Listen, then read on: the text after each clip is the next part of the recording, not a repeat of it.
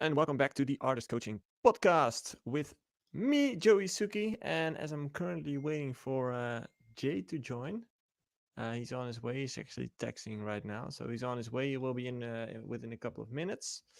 Um, hope you guys are doing well. I'm just here in the Artist Coaching office in the studio. Um, had a great day so far. Also, kind of well, by now I am recovered from the weekend, but as you might have known, on Saturday I've been to Tomorrowland with friends, having fun, full day of partying, visited some shows, and today we're gonna talk more about that with Jay because he also had to play there. I'm not sure what the stage name was again, but it was that like white, like shell kind of stage. Um, I actually had a really great time there. So, to everyone who hasn't been there yet, I can really encourage you to go there at least once in your life if it's possible. I know it's hard to get tickets every year, but there are ways. But if you get the opportunity to go there, and I know some of you are there right now as we speak, um, because the second weekend is upon us, and yeah, actually, to be honest, the lineup of the second weekend was much better. So I don't know why we've decided to take the first weekend, but hey, that's that, right? If you're watching or listening right now, let yourself how you say that? Let yourself here in the chat. So let me know who's here so I can welcome you guys. We also have another giveaway lined up. I'm very excited about that giveaway because I think it will be helpful for, yeah, let's say starting producers, maybe even some producers that are a bit more progressed in their career. But essentially, like as I mentioned last time, um, well, no, I'm not gonna mention it now. But if you've been listening to this podcast more often, you might know what this giveaway is about because I think I've mentioned it in one of the previous podcast episodes. What's up, Fresh Ghost? What's up, Bit3? Welcome into the episode. Um, but anyway, we're gonna announce that giveaway as well today. I see Jay's here, so I'm gonna let him in. Yo! Yo, I don't see you. You don't see me? Yeah. How about now? Hey, beautiful guy. Yes, that's what they call me. How are you? I'm good. How are you? I'm very good. I just did an introduction. Yeah, we're missing Ralph, huh? Yeah, oh, I forgot to mention that Ralph is sick. Yeah, Ralph is caught up with I think COVID, which seems to do another round trip all over the At world again. Tomorrowland. Huh? At Tomorrowland is apparently going round then, I guess. Yeah, people around me as well. Like I think my daughter had it as well last week. She had a really like uh, sour throat and like fever and stuff. I luckily still didn't have anything yet, so That will come. Always a few days later. that will be bad timing because my holiday starts on Friday. So Then exactly your body will say, "Oh, it's time. It's rest. You'll terrible go the timing. disease." Terrible But timing. it's like with kids, it's always like your kid gets it, and then the mom gets it. At least that's at our place, and I'm like, oh, maybe I have a good immune system, and then 2 days later it gets me, and I'm like, Boom. oh shit, I must say I did felt some sort of sore throat in the past few days, but like really like just tiny, really less. Not really much. right? Yeah, I mean, I uh I feel good, but just when you think you feel good, things go That's when it wrong. strikes you. Yeah. Yeah, yeah, yeah. Hey, today we're going to discuss a bit about Tomorrowland, Yes, your gig obviously, and my visit there. And we have a giveaway announcement that we can do today.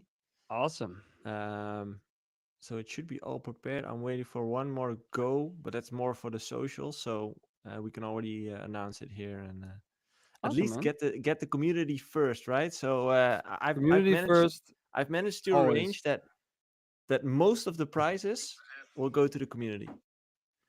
So yeah, Okay. And what especially if you're about listening the right rest? now, you're one of those hardcore people who always tune in. Remember where you heard it first. I Right think here, I think valuing the community is an important part. for sure, for sure. Anyway, how was let's start with Tomorrowland. How was Tom- your weekend? Tomorrowland. Yeah, I played there the last time in 2018.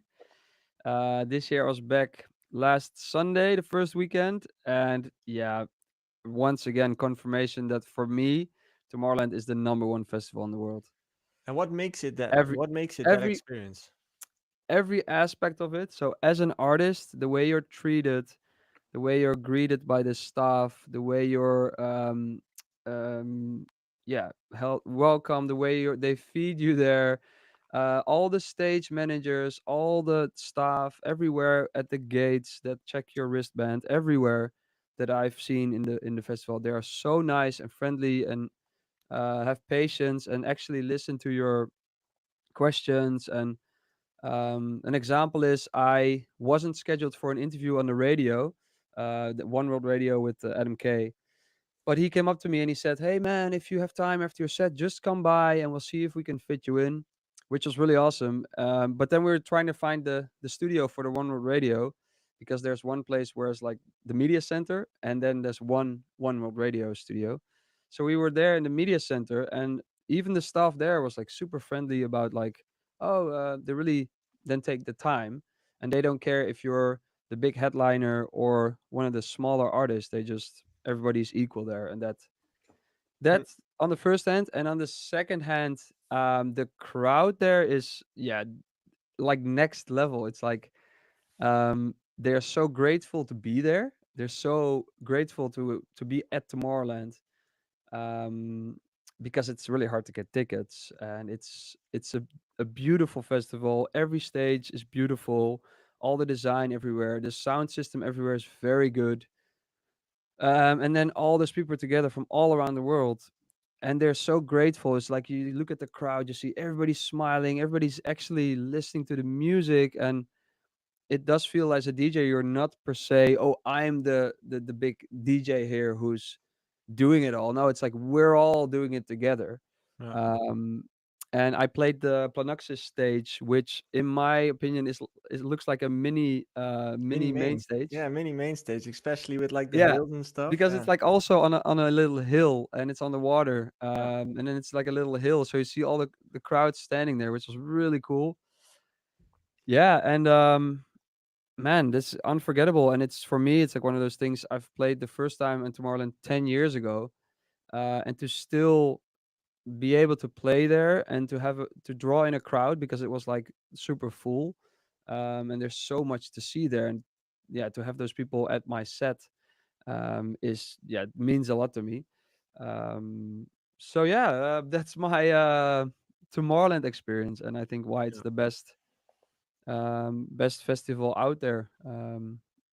Yeah, I, it's I just it's yeah, I love it. I agree with a lot of those things as like from a visitor experience, I would say, because this year I had a visitor experience with a couple of friends, and two of them have never been there before, so they didn't really know what to expect. And I already mentioned like it's just different, you know. Yeah. It's hard to explain what it is. It's just different. So um and immediately when we arrived, the first thing that they kind of mentioned was how many fucking trash cans are here? As in, I'm not sure if you've seen like the road towards the entrance. No, no. Every 10 meters, trash can. So Mm, there was no trash on the floor, no empty drink cans on the floor. It was completely clean. So that was the first thing they noticed. Like, okay, super clean.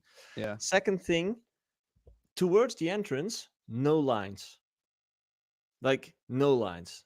How do you get 200,000 people into a festival without no lines? I don't know.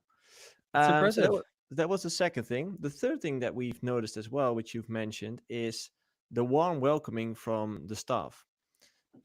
Even like the security people, they also said like, "Hey, have fun today," you know, like Yeah. "Welcome at Tomorrowland. Can I check your bag?" Like the tone of voice they had Yeah. Yeah. Yeah. Yeah. was so welcoming and so different. Like such small things make such a Yeah, difference. that makes me also think that from Tomorrowland, the organization, they have that in their DNA and their vision, Mm, because that let's say behavior at your, like, that mm, staff that's actually on the ground, to have that staff behave like that, you need it from all the way at the top, yeah, have a vision of like, this is what we stand for. yeah. Yeah, they do that really well. I think it's incorporated into their brand values. I would say. I think 100%. once you apply for a job there, I think you might even first go through some sort of training period where Okay. they kind of teach you their values and the way they work and the way they want you to work and blah blah blah. Yeah. And Fresh Coast also says like Tomorrowland is the Efteling on steroids. Efteling is like Dutch Disney, I would say, Yeah. and that's If you how it order is. Disney from Wish. No, Exactly. that's too. Efteling is better than that, but it's a funny joke. Yeah, exactly. No, but it's really like, and as you mentioned as well, as a visitor, I haven't seen a single fight or any No, moment where I felt unsafe or definitely or not. like tension started to build. Like everyone's just in a good mood in some kind of Yeah, way. yeah, yeah, and that's, I think, the staff being like that, and all this. Of course, the production is so good. I think that all helps with that. And yeah, I mean, it's such a nice feeling to walk around there, Yeah, because you can just appreciate the art they made, also the art that is the music, but also the art that is the stages. Every stage, every detail makes sense there, and there's being put so much time in the smaller stages as well. That And that's also nice. That's what I always say to people when they always ask me, "Oh, you're playing the main stage?" And I'm like, "I'm not playing the main stage, but at Tomorrowland, of course, I would love to play the main stage, but it doesn't matter. Even the smallest stage is such an amazing experience yeah. to DJ. Um, yeah, really impressive. And also, even the town where it is, it's in Boom, in Belgium, and Boom. they must work together with that town really well. I know they, of course, take care of the park where Tomorrowland is, and they clean it very well, and they fund probably like the rebuilding of that park and how they um, shape that, but also just the community there, like the people who live there. One example is I was walking from the artist parking to the artist village, and you have to go a little bit. You can go outside as well. You can go on the backstage, but also it doesn't really matter. So we're walking on the sidewalk, and there's a guy on his bike. A cyclist, not just a normal cyclist, but people who think they're in the Tour de France, Yeah, who like can be in Holland at least. They're always assholes. And we stepped aside so he could like pass us. But this guy was like, "Thank you, have fun today, have fun." And yeah, he's just some random dude who lives there, and they're so excited about two 300,000 people coming into their back garden to party. That yeah, is impressive as well, because you can imagine that many people in a small town, that could also be for people like, "Oh, I don't like it," but it yeah. seems to me like a lot of people there love it. I So they think must I have a think good relationship with the town as well. I think in that village, the crowd just 10x's for the weekend. Mm, I mm, think mm. normally there's like 20,000 people living there, and now it's like Yeah, 200,000 visitors plumbing everything, yeah, yeah. And then you can rent out your house, I guess. And I Yeah, think you see a lot of Tomorrowland flags on the houses, so yeah, I think they also get tickets and stuff. So it's really, yeah, true. it's just that already there already it starts, and then you get your parking ticket, and the staff there, everybody sitting at every intersection knows exactly where you have to go, because we sometimes were like, "Oh, are we sure we're going the right way?" And we ask, "Yeah, it's just that way." um I made a wrong turn once, and then, oh, we have to back out, and she helped us with like loading us back onto the road and say like thank you even. Yeah, Yeah, it's that's a amazing. lot of festivals can learn from that. I There's actually a question coming in the chat right now from Pepe, which might be interesting to talk about. Are artists getting paid at Tomorrowland? I know minor stages of other major festivals don't pay at all, or people go for the exchanges for fun or free. You get paid. The fee isn't, let's say, as high as that would usually be my fee. But that's also because, like, if you see the production, I mean, it's it's really next level, and what it does for my name. it's also like it's huge. But to explain why you get paid less than your usual fee, although that probably doesn't go for the big headliners, but I think Tomorrowland will sell out without Yeah. announcing a single artist. Yeah. True. So it's kind of like, hey, we don't need. Well, they know they need artists, but it's kind of like you don't need Hardway to sell extra tickets. So we want him for a reduced fee, and it's also good for the profile. And I mean, other than that, they maintain a good relationship with all artists. They support a lot of artists on their Tomorrowland radio. They keep in touch with a lot of artists, also the smaller ones, and I think that's what they do. Yeah, really well. So it's kind of like turns into a win-win. And of course, I hope they make a lot of money because they're doing a good thing. So it's also like one of those things. Hey, if Tomorrowland makes a lot of money, good on them. Yeah. I kind of wish them well with that. I remember that, and I was pretty surprised back in 2000. I think it was 14 when I played there. Fuck, that's 10 years ago. Yeah, yeah, Um, I remember that I got booked there, and that I was actually surprised that they paid me because I wasn't that big of a DJ. I had quite a name, but I wasn't that big. I also wasn't on that big of a stage. But to me, I was like, I will play for free. Like yeah, exactly, it doesn't exactly. matter. You would probably pay to play there. Yeah, exactly. So And yeah, and they just came to me. It's like, no, we're gonna give you a fee, which was pretty decent to be honest. It yeah. wasn't No, necessarily a it's not. bad It's fee. not like they pay low fees, I'd say, No, but just like lower than usual. I That's what think I for would me it was manage. about like 50 or 60% of what I normally get paid. Yeah, yeah. But to me, like that was overpaid. I was like, okay, yeah, sure, let's go. Exactly. Yeah, that's also the name they built for themselves. So yeah, they're doing really well. Yeah, I already mentioned in the introduction. Like if you ever get the opportunity to go there as a DJ, obviously, but also as a visitor, Yeah, uh, go. yeah. It's an experience of a lifetime. You will never forget it. Yeah, that. It's the home of EDM. Yeah, It's the place where EDM shows its true colors, and it's like, yeah, I mean, that's what I love about like Afrojack's set was really interesting. Like interesting. Well, it's just like there's a lot of new stuff and like amazing stuff. Like as a producer, I was like, whoa. But for me, it's like a little bit too fast of a switch. But I love that when he plays Turn Up the Speakers, his track with Martin Garrix, the whole crowd is like, yes, here we go. And Yeah. then it comes. So that, and then Alesso plays and he plays an amazing set. I think Alesso played a really good set, but also like when he then plays his classics like Heroes or people are like, yeah, this is it. So that kind of like EDM nostalgia, you can still experience that at Tomorrowland. And I think that's really interesting because even my set, it was like half of like a throwback set with older stuff, but also new stuff. And that combination is just is really cool for people because I think there's not a lot of places where they book per se like, hey, we're gonna book EDM or someone who plays also some tracks out of 10 years ago, uh, which still slap, man. They still slap. yeah.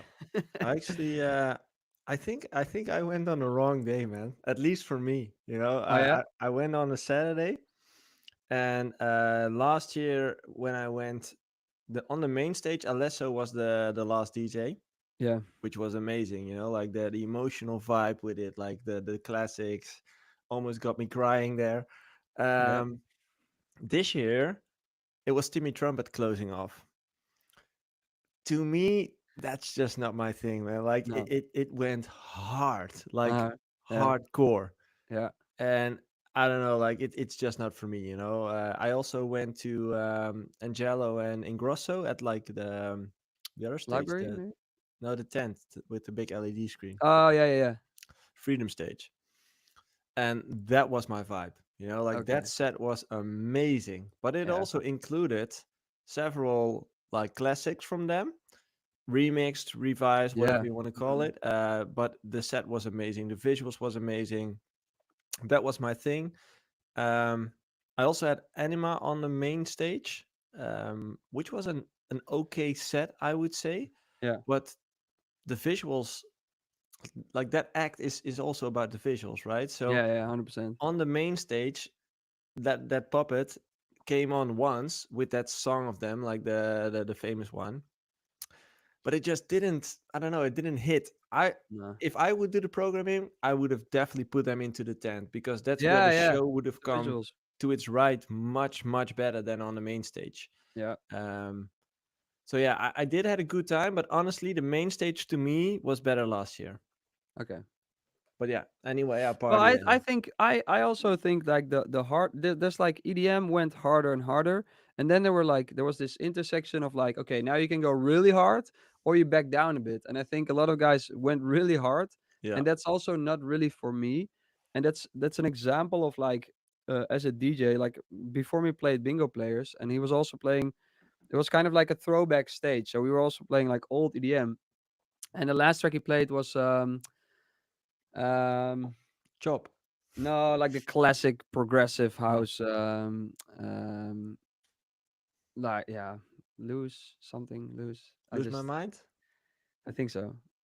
How does that go again? Du- du- du- du- du- du- Yeah, du- yeah, yeah, du. yeah, yeah. Yeah, So like that just and then before that, like Showtech and like really like those classics. His set was great, by the way.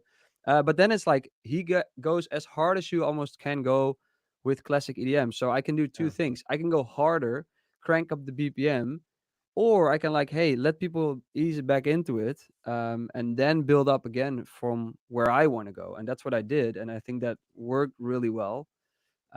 So that's as a DJ in the bigger picture, you have that choice. Am I gonna go harder because everybody's going really hard, yeah, or am I gonna tone it down so that I can yeah do my own thing? And that's what I think always works as a DJ. And I was also had like some plans in my set, and I was like, no, no, no, that no, we're not gonna play that one. We're gonna go there and then just wing it, yeah. I which actually is had the the best. same conversation yesterday with someone. I won't mention names, but with another big DJ. He showed me one of his new songs, which was quite an, let's say, old school EDM sound, which I really loved. You know, like Mm, I loved the energy, but it wasn't that 140 BPM thing. Um, and we started talking like my Tomorrowland experience, and that it just went really hard, in my opinion. Like, yeah, to me, it wasn't different as DefCon. You know, DefCon would have sounded exactly the same. It yeah, was weird yeah, to me. And he also said, like, yeah, this sound that you're hearing right now, so that he just created, that's the max of where I would go. You know, like that's where I yeah, draw the line. As in, I am willing to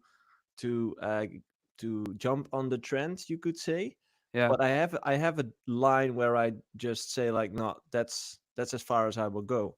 And I yeah, think that's also the discussion. I think we've had it in the podcast as well with Ralph and you, yeah, like sticking close to what you want to do, and yeah. jumping on trends is okay, implementing trends is okay, but always um It's you always gotta kind of really like it. You gotta really like it yourself. yeah, I think that's the main thing to go by, and that confirmed my set playing some new stuff confirmed that for me. That I was like, I have this like I'm working on this new track. I started last week and I played at Tomorrowland, which is actually awesome. That you can still do, like that's still to me very awesome. Like the same week that I make a track, I play it, yeah, and it worked. It worked really well actually. You can download it to stream it. Uh, but it's like 132 BPM. It has a bit of techno influence, which is like, yeah, that's part of the trend, but it's also, I like that. But then I make it into my own thing. And from people I showed the track to, they're like, hey, this is cool because it sounds new, but it still sounds like you yeah, with those elements and this and that. So that's always really important to me. But I think we're always like talking a lot in this podcast, and we're trying to yeah, define we things, talk a and lot. that makes sometimes it makes it really hard. But I think we should make it sometimes more simple. If you're a producer, make what you like and that you want to play in your sets. if you Yeah. stick to that, then yeah, you might not be successful. That's maybe the main part where people are like, oh, but I Yeah. want to be successful. Yeah, but I believe in, if you're gonna be successful, you have to be successful in something you're not only good at but also you love, because otherwise you won't stick to it But for the next 10 years. it also depends on how you determine success, right? Because if you Yeah, can make true. whatever you want to make and have people listening to it, even though it's not hundreds of thousands of people, but maybe 10,000, Yeah. because I Mm. do believe there's always a crowd for your music. There always is. Yep. It might not be the millions of people, but there's always a couple of 10,000 people who might be interested in your music. For So sure. For sure. if you define success having 10,000 of people listening to your music, or even thousands of people listening to your music, and having a small dedicated fan base, I would say that's success as well. But as you said, I think that's where a lot of artists get stuck. They're Yeah. aiming for those millions of people. Yeah. But if you're aiming for those millions of people, that also means that you kind of have to leverage your sound or sell your soul in some kind of way, Yeah. unless you're just your unless the trend kind of lines up with your sound. That's a Yeah. coincidence. Yeah. That's what you should Yeah, can only hope for. I think exactly. Yeah, successful artists probably were in the right place at the right time, and there's many examples of artists who supposedly break through out of nowhere, but then you go look back and they've been doing that stuff for 10 years yeah, and then it was being picked up. So, that's also like John Summit. He's been doing house music for forever. Not that successful, probably just like college parties and stuff. But now house music's big and he was just there, but he's been doing that for years before that. And that's what people never really yeah, see. But that's the long game is what you should aim for, anyways. I yeah. think. Yeah, That's what I truly believe in. Make what you want to make, stick to it, put it out consistently, and yeah, somewhere along the time, your music, your genre, your sound will will come. catch a trend. Like Yeah, will somewhere pop up, because it's all cycles, or not. or not. Yeah, and that's okay. That's the nice thing as well. It's like this quote out of this book. I keep mentioning this book, Big Magic by Elizabeth Gilbert, and there's like, as an artist, it's super weird because you can work so hard. On your craft and work so hard in stuff you love and put all your passion and all your time, and like you may be successful or maybe not. It's like, it's such a weird thing, but yeah, I think always just yeah, it's easy for me to speak because I can DJ Tomorrowland and stuff, but I think the drive I had before I blew up was just, I want to make this music, Yeah, and I don't know, I'm gonna make music even if I had jobs on the side, and I was prepared to just, I'm gonna always have jobs on the side because I want to make music. And I think if you get older, yes, it gets more difficult because you need to spend more time at work to make a living, but don't be worried. As your hobby, you can always make music. You don't need a lot of money to make music.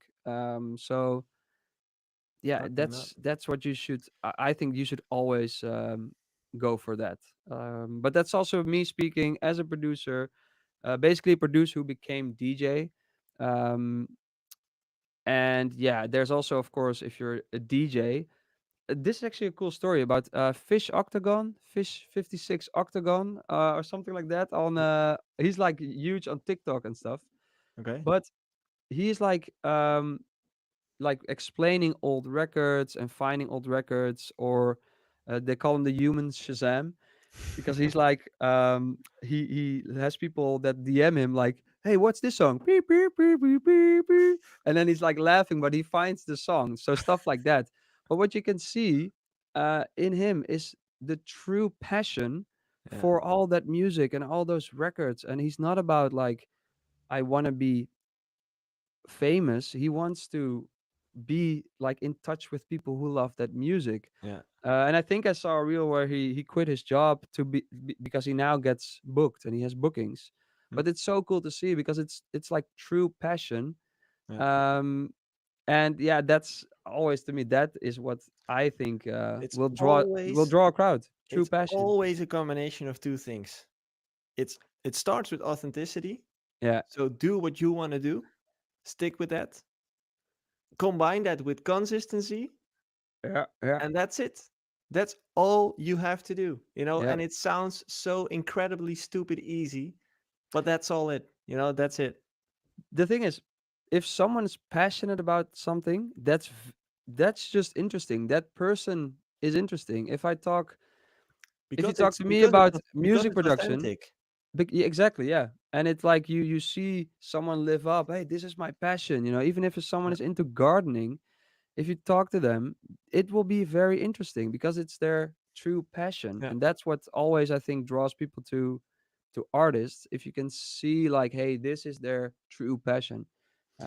And Yeah, if it's your passion, you are able to do it consistently because you like doing it. exactly, exactly. And that's why those two ingredients are essential. Yep. And those two ingredients are literally the key to success because That's where it starts. exactly, like if Yep. if it starts with authenticity, and you keep doing something until the end of time because you simply like doing it, Yep. and eventually somewhere along the way because you've been doing it for many months, years, whatever you do, people will start picking up on it and will Yep. start like feeling the passion and connect with you and like getting onto your journey, right? So Yeah. literally Yeah. Yeah. becoming a fan. And then somewhere along the way, all those little fans compound into a fan base and you're Yeah. good to go. Now you make money. Yeah. But And it's even it's even it's you don't. it's that it's that long timeline in Yeah. between making a living from it and starting, which is the mind fuck, which is the struggle. Yeah. Yeah. For sure. But that's the thing. That's where like when things get tough, you have to stick to it if you really love it. And Yeah. that's just something that, yeah, that is difficult. Especially, and I recommend sometimes just throwing your social media off of your phone, because you get so much information and so much other DJs doing stuff that you can't really clear your head anymore to think, hey, what do I like? Yeah. So I love Instagram and TikTok sometimes to like, sometimes I do get inspiration, but sometimes I'm also like, oh, this DJ does play that stage and I'm not. And then I know it's time to delete that app and like, hey, clear my head. What do I want to do today? I want to make music. I want to do this. I want to mow my lawn, whatever. I got to clear my head. And then I can think like, what do I want to do? Usually it's, I want to play golf all day, every day. Oh, I almost kicked over my webcam. Usually I want to play golf all day, every day. But yeah, with my golfing skills, I also see like that's probably not gonna make me a living in a few years. So I also want to stick to music, which I also love, luckily. Yay. By the way, I see George is actually watching the live stream from Belgium because he's going Nice. to Tomorrowland this weekend. Ah, amazing. Oh, wrong weekend, bruh. Wrong weekend, bro. Wrong, bro. Wrong festival, bro. Yeah, is that just Letitia? Yes, and then we Nice. have who we have Ren Trey joining in. What's up? He says Jobke is low key really clever. Ooh. Look at that. And a question from Subtraction. What would your definition of a good set be? A combination of familiar classics with a new release? I Ah, think this one, we I wish we asked this when Laidback Luke was in. I think it's Yes, very personal. that also, it's very personal.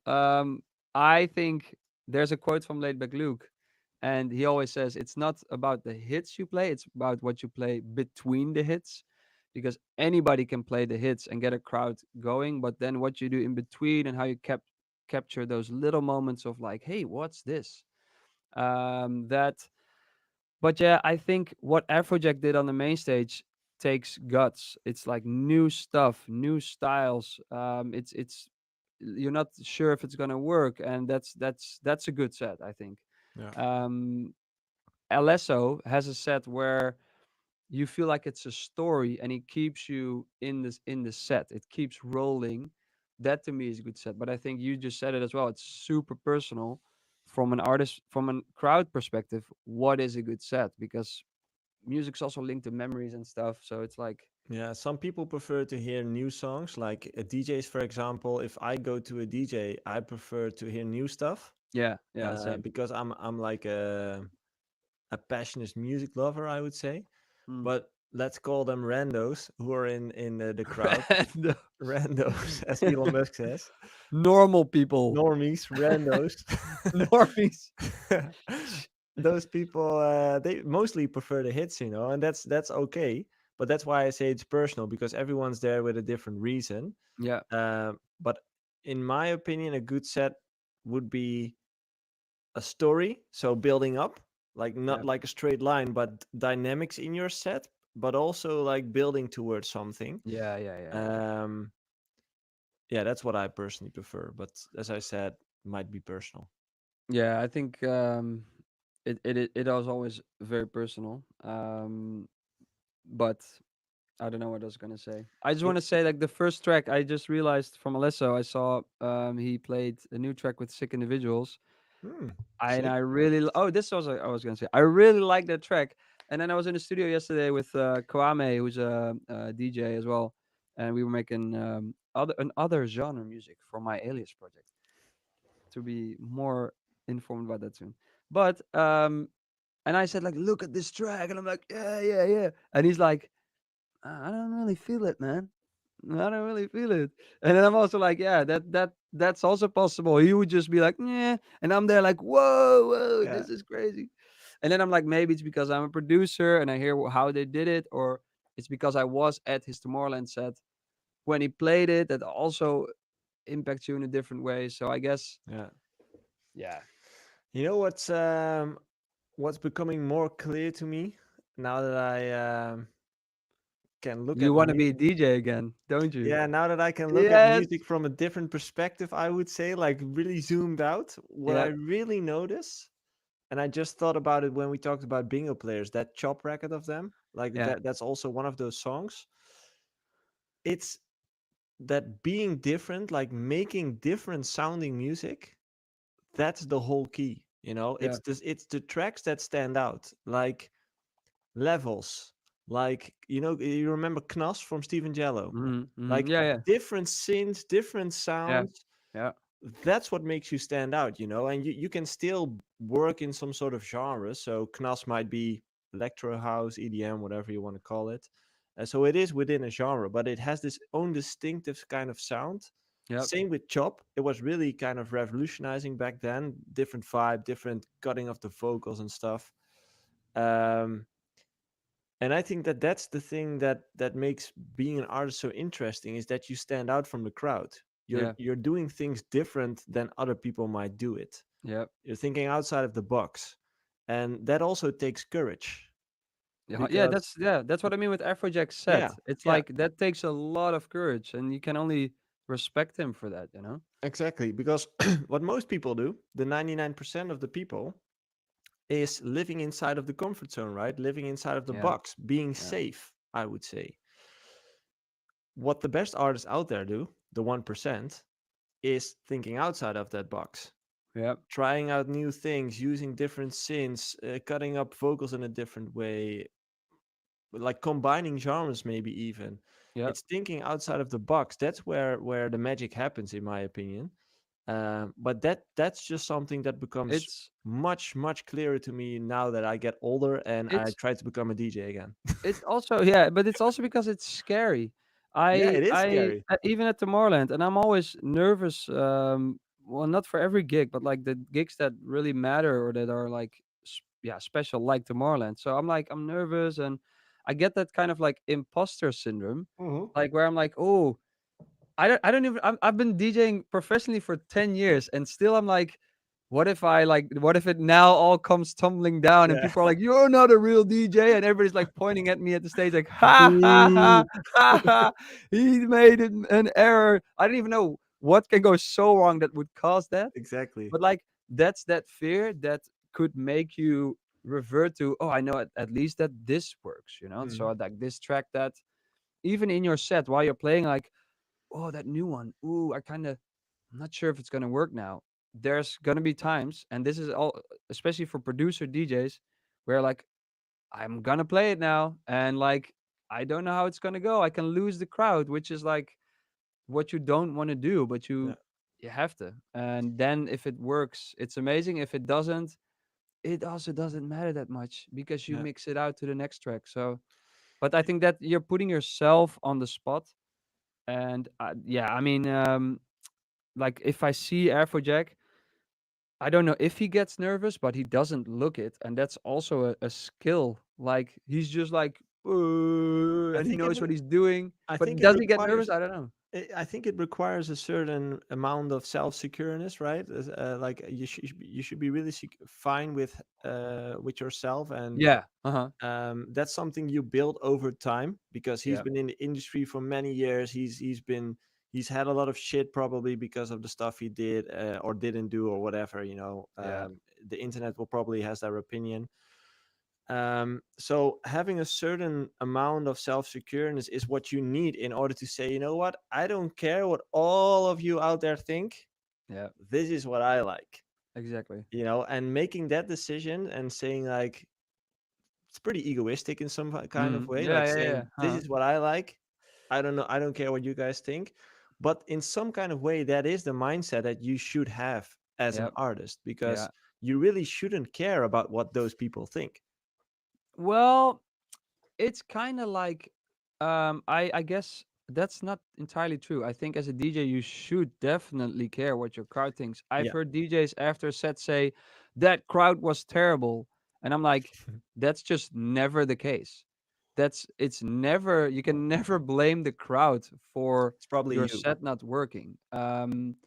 Of course, you can be booked in a place where your music, I mean, your genre of music isn't even appreciated that much, but don't ever blame the crowd. But I think you get to a certain point. Also, when I'm DJing, and because before I'm nervous, but as soon as I get going, I'm like, then I know, like, hey, I know what's right for you guys. Your guys are gonna love this one. I know this one. I know it's not a hit, or I know it's not. Um, and then it's kind of like that's that confidence, and that's Mhm. what um yeah, all good DJs, I guess, have, like Alesso as well. He looks so confident, but that's Yeah. because he knows, like, hey, you guys are gonna love this because I love it, and I, out of experience DJing and making music, I know this is gonna work. So here you guys go, and that's what you get. I love it. Yeah. True. Um, let's just take the comments. Yeah, Rentree man. says, I don't agree because my music stands out original and I'm struggling to get it anywhere. S- To stands out it original because everyone's I mean, after their certain this is subgenre. also another thing. The fact that you sound different doesn't mean you sound good. You have to realize True. that. Yeah, And I true. think and I think also you shouldn't take that personally. It's just like maybe your music isn't for the mainstream. Maybe there's a small amount of people that will like it. That's the risk you take as an artist, Yeah. You throw yourself into it and no one may like it. That's the whole, it might work or it might not. There's Yeah. just But really, that's what we've talked about, It's yeah, also okay if you aim for the 10,000 fans than the millions of fans, because I truly believe that for every kind of genre there is an audience. yeah, It just might not be as big as you hoped it would be, but there always is an audience. yeah. And that's also a matter of being grateful. I Years before I was at Tomorrowland and I saw the main stage and I was like, I was supposed to play here, man. I belong there. Whereas now, it's also because of the past few years and after COVID and stuff, I have grew up a little bit. I You got a got kid, older. and yeah, I look the same. Everybody says. Yeah, you look like Olmo. I saw Dubs as well, and they look the exact same. And they said, "Me, you still look the exact same. You don't age." It's funny. But what They are was I brothers, saying? right? They're brothers. Yeah, yeah. Yeah. They grew up in Holland partly, so it's Oh, funny. really? Yeah, they live in LA now. But what was I saying? I don't know. Shit, it was a really good point. Oh, what Uh, were we talking about? Chat. What were we talking 10,000 about? people. Chat, Oh help yeah, us. this year at Tomorrowland, I'm like, I'm playing Tomorrowland, man. Mm. I don't care if there's one person showing up or 10. Of course, you want it to be full, but if not, if there's one person that knows me, loves my music, comes to my set and enjoys himself, it's a win. So, and even with that, like after my set, I'm like, I'm at the main stage and I'm just appreciating of being part of the whole festival. And it's like a whole thing of, I can always compare myself to Alesso and be disappointed, or I look like, hey, what? Wait a minute. For me, this is a win. And I think, especially when you're starting out, I remember being played once on a Dutch radio station, Hmm. which a few thousand people are listening at that moment, and no one is really becoming a fan. Plugged No in. one, no one remembers that. There was like Yeah. some remix contest, Yeah. but for me, that was a huge win, a huge win, and that's how you then get, like, after a few years you get a bit spoiled, and they're like, oh, I'm supposed to play the main stage, instead of like, well, what, go back a few steps. There's guys and girls in the crowd that would do so much to play a, a bathroom set at Tomorrowland, let's say, like a shit stage, or they don't have shit stages, but you know what I mean. Yeah. True. So You know, good the to the be grateful. the thing you mentioned about the radio sets is pretty interesting as well, because I also remember that the first time I had to play, I think it was 538, which is the biggest radio station in the Netherlands here. And I was like, dude, that's going to get me a lot of new followers. Yeah, There's yeah, yeah, yeah. thousands of people listening to that. So I was fully hyped. I think I got to do like a 30-minute set on a Saturday night evening. Dance department, a lot of people listening to it. And after like the set, crickets, nothing. And I was like, what the? Yeah, yeah, How? yeah, yeah. And then I played Slam FM, another radio show, and like Decibel, other radio show, and I was Yeah. like, why doesn't this help? And then afterwards, it became clear to me, like, people are not necessarily actively listening. It's just a No. radio on the background, or people drinking to get ready on to go out.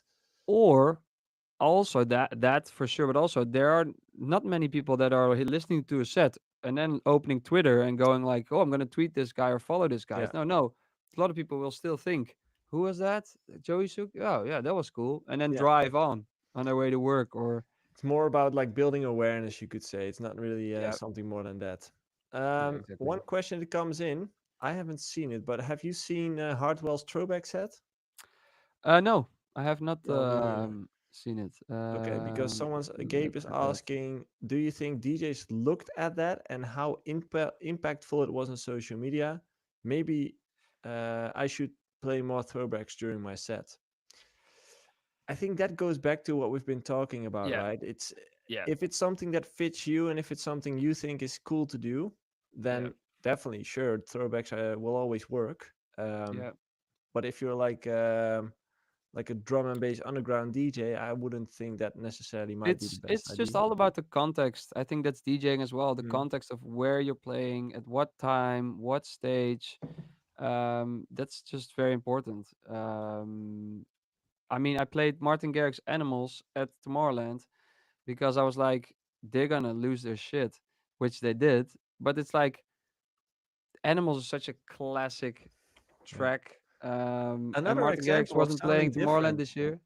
Sorry. Another example of sounding different. Yeah, yeah, true, true. But it's like, that's, I can play that there, but not, not at some other festival. Maybe, it's always the context of where you're playing if something works. Did you happen to check Axwell's set at Ultra Europe? No. Poor, that's a good one. Good. It kind of it was similar to what Angelo and Ingrosso were playing at Tomorrowland, but I think it's a lot of self-made songs or edits or whatever. Man, those Swedish guys just, you look at them and you Oh, think confidence.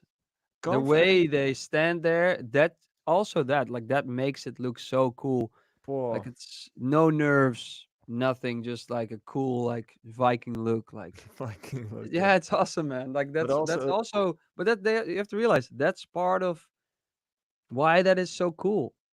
true. But There's also some, like the quality of their productions, like, yeah, yeah, yeah, yeah. whoa, man, it Yeah, blows you away. I think that mostly, like, that's why I loved Alesso's set. You just hear it on that system, and it's like, wow. Now, that's also really interesting. If you're a producer, please go to festivals. Try to go to big festivals, local festivals. But like, the bigger the festival, the more known, the better sound system they will have, and it's a part of production. You will then understand better, Yeah. because like, you need, I've started mixing differently, or I always start tracks differently, as if I've been to a festival again. So it's like you get into this studio and you're like, oh, I'm working, and then you go to a festival. Ah, wait, now I know in that track, where's my kick? Like go That's to my kick, bro. festival. Where's my kick, bruh? I went to a Defected festival 2 years ago, 3 years ago in Croatia, and they had Function One speakers on all stages, Yeah, which is amazing. Like the way how that sounds is yeah, just, yeah, it's just different. It's a different level, yeah, yeah. in my opinion. It really matters. It does, yeah. And then you realize your kick matters Yep. maybe most. I remember going to Hardwell studio for the first time and listening to my own songs in his studio, and I was like, "What the fuck?" Yeah, yeah, Like yeah, my mix was just like plummeting completely. I was like, yeah, "Okay, so how does this work?" yeah. So it really matters that you know how your mix sounds, I would say. Yeah, and I think you can with KRKs. That's the speaker a lot of producers start with, which is a perfectly good speaker. You can get lucky with a track that sounds well on there and then sounds well everywhere, Mhm. but not every track is gonna sound the way like that on a big system. So if you get the chance to buy better speakers, yes, it's such an important investment as well.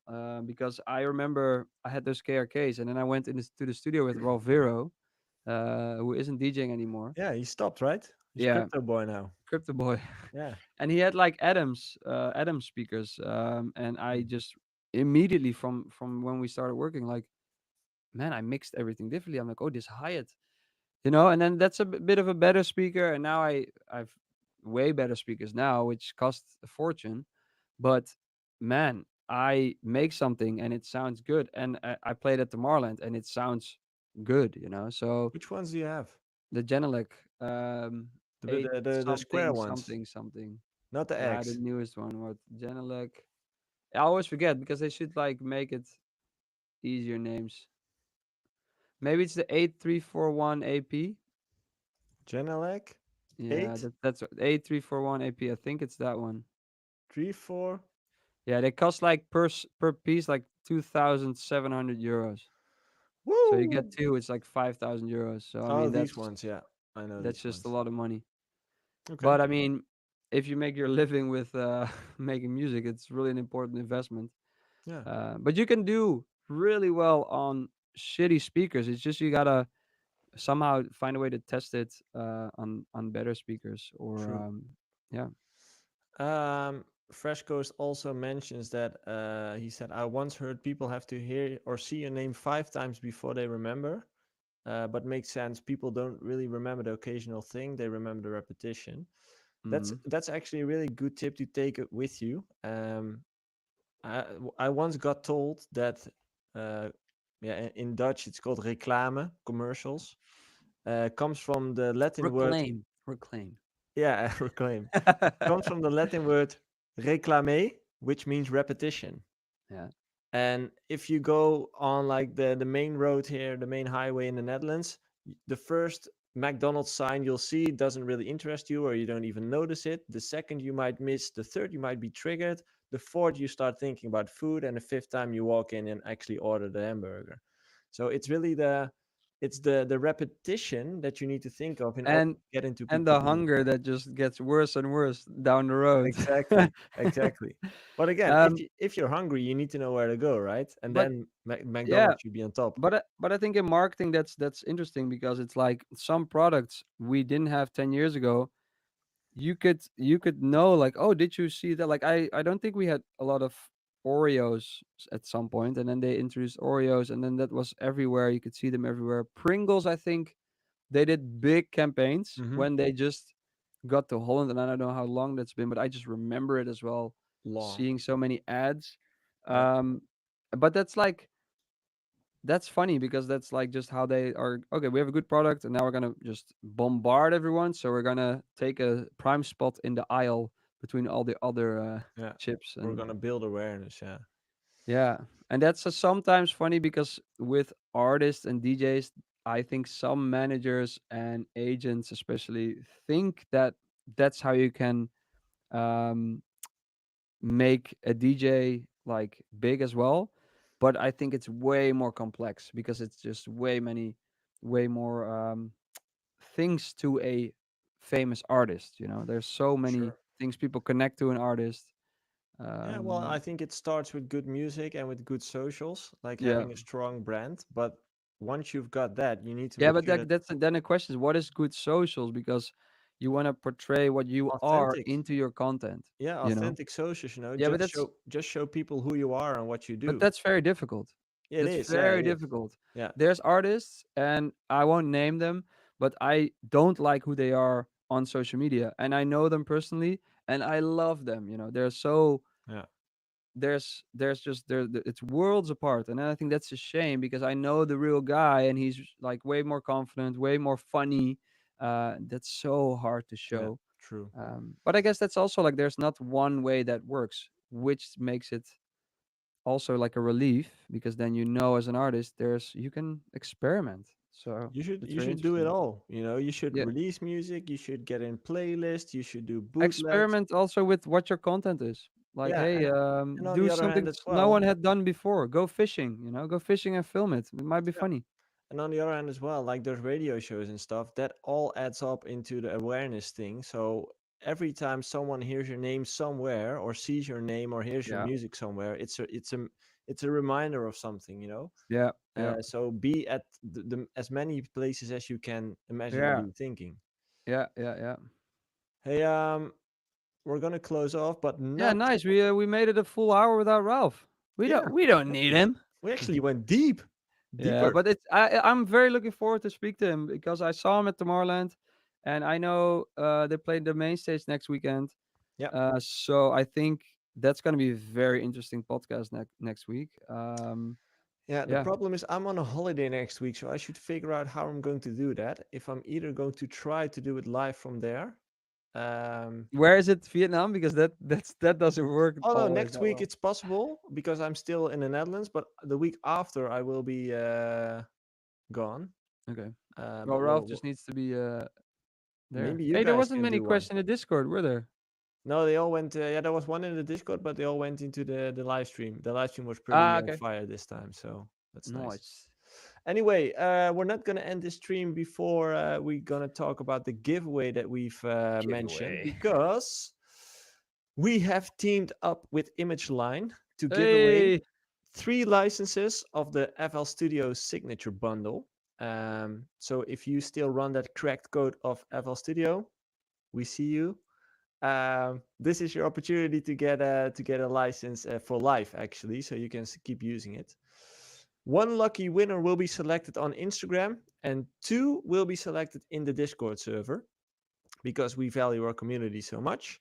All you have to do is go to the Discord server, should be in the description of the YouTube video, and there's a giveaway section there, and just click on that party horn in the giveaway section, and then you've entered the giveaway.